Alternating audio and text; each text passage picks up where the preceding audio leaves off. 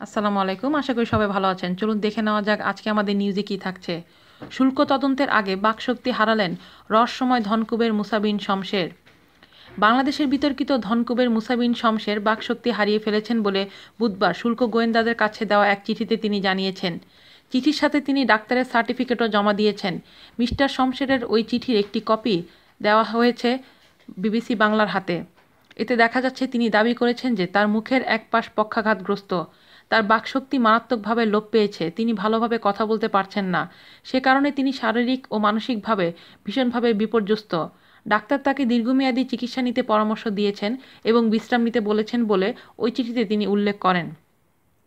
সে কারণে শুল্ক গোয়েন্দা তদন্ত দলের সামনে সশরীরে হাজির হতে ৩ মাস সময় প্রার্থনা করেন মিস্টার শমশের।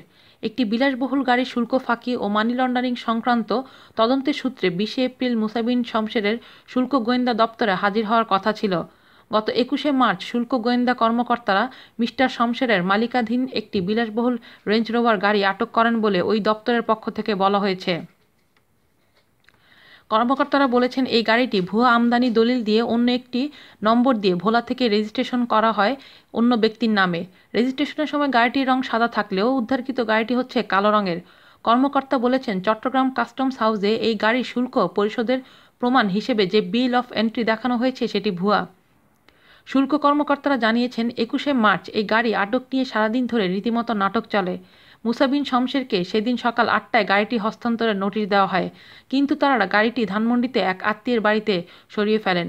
সেখান থেকেই বিকেলে গাড়িটি জব্দ করেন শুল্ক কর্মকর্তারা জানান মুসা বিন শমশেরের বিরুদ্ধে শুল্ক আইন এবং অর্থ পাচার আইনের মামলা প্রস্তুতি নিচ্ছে শুল্ক দফতর।